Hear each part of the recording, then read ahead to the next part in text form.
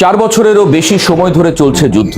লক্ষ লক্ষ মানুষের মৃত্যু, শহরের পর শহর ধ্বংস, ইউরোপ জুড়ে আতঙ্ক।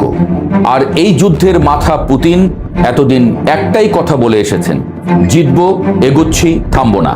কিন্তু 9 মে 2026 বিজয় দিবসের রাতে পুতিন হঠাৎই বললেন ভিন্ন কথা। বললেন মনে হচ্ছে বিষয়টা শেষের দিকে যাচ্ছে। পুতিন বললেন বটে, কিন্তু কি মানে এর? যুদ্ধ কি সত্যিই থামছে, নাকি এটা আরেকটা কূটনৈতিক চাল?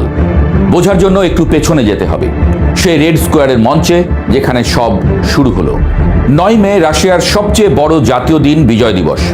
দ্বিতীয় বিশ্বযুদ্ধে নাৎসি জার্মানিকে হারানোর স্মৃতি। প্রতি বছর এই দিনে মস্কোর রেড স্কোয়ারে হয় বিশাল সামরিক কুচকাওয়াজ। আন্তঃমহাদেশীয় ক্ষেপণাস্ত্র, ট্যাঙ্ক, ড্রোন, পুরো রাশিয়ার সামরিক শক্তি এক জায়গায়। কিন্তু এবার রেড স্কোয়ারের ট্যাঙ্ক নেই, ক্ষেপণাস্ত্র নেই, শুধু বিশাল স্ক্রিনে ভিডিও। কুচকাওয়াজ শেষ হলো মাত্র 45 মিনিটে, আগের বছরগুলোর অর্ধেক সময়। কারণটা সহজ, ইউক্রেনের ড্রোনের ভয়ে এবার অস্ত্র বের করার সাহস হয়নি। এই দিনেই পুতিন মঞ্চ থেকে বললেন, জয় সব সময় আমাদেরই হয়েছে, আমাদেরই হবে। ইউক্রেনে রুশ সেনাদের লড়াইকে বললেন ন্যায়সঙ্গত কারণ, ন্যাটোকে বললেন আগ্রাসী শক্তি। বক্তব্যটা ছিল পুরনো ধাঁচের, কিন্তু কয়েক ঘন্টার পরেই ক্রেমলিনের সংবাদ সম্মেলনে সুর পাল্টে গেল।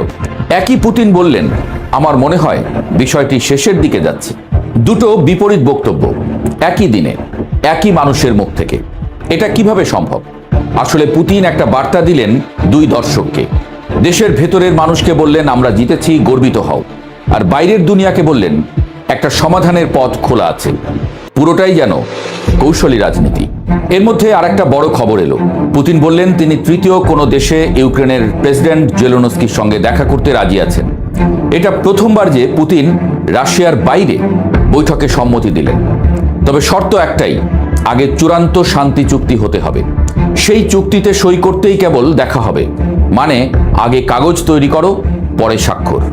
পুতিনের এই কথা কতটা বিশ্বাসযোগ্য একটু ভাবলেই প্রশ্ন জাগে। কারণ এর আগেও বহুবার শান্তির সংকেত এসেছে, আবার ভেঙেছে। 2022 সালের শুরুতে মিনস্ক চুক্তির কথা ছিল, সেটাও টেকেনি। ইউক্রেনের যুদ্ধ এখন 5ম বছরে। রাশিয়ার $3.5 ট্রিলিয়ন অর্থনীতি চাপে পড়েছে। লক্ষ লক্ষ সেনা হতাহত, ভেতরে ভেতরে মস্কোয় যুদ্ধ নিয়ে উদ্বেগ বাড়ছে।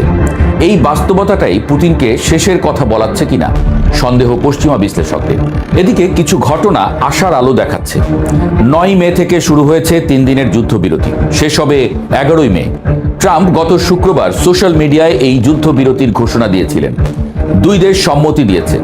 আর সবচেয়ে বড় খবর, দুই পক্ষ 1000 করে মোট 2000 বন্দি বিনিময়ে রাজি হয়েছে। ছোট পদক্ষেপ, কিন্তু 4 বছরের রক্তক্ষয়ের পর এটাও কিন্তু কম না। তবে জেলেনস্কি এখনো কড়া কথা ছাড়েননি।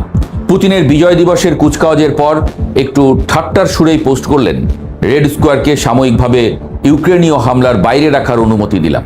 ক্রেমলিন এটাকে বলল বোকার মতো রসিকতা, কিন্তু মেসেজটা পরিষ্কার। জেলেনস্কি দেখাতে চাইলেন রাশিয়া এখন ভয় পাচ্ছে, আর পুতিনের স্কেল ডাউন কুচকাওয়াজেই সেটার প্রমাণ। পুতিন আরেকটা আগ্রহজনক কথা বললেন, ইউরোপের নতুন নিরাপত্তা ব্যবস্থা নিয়ে আলোচনায় তিনি প্রস্তুত।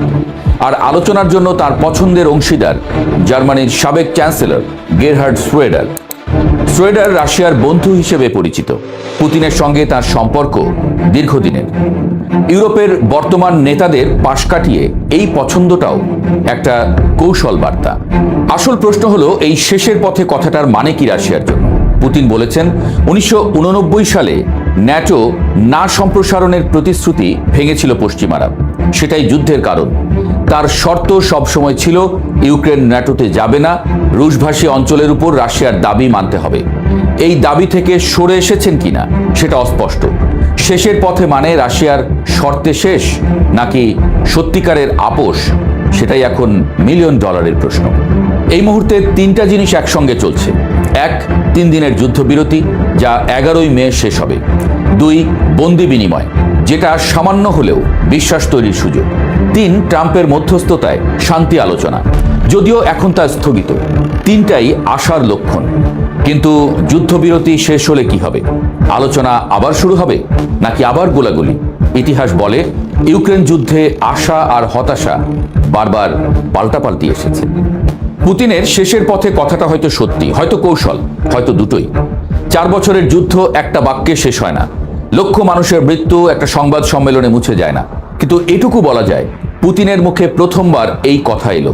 রেড স্কোয়ারে ট্যাঙ্ক নামলো না, বন্দি বিনিময় হলো। এগুলো ছোট ছোট পরিবর্তন, কিন্তু বড় যুদ্ধে ছোট পরিবর্তনই অনেক সময় শেষের শুরু।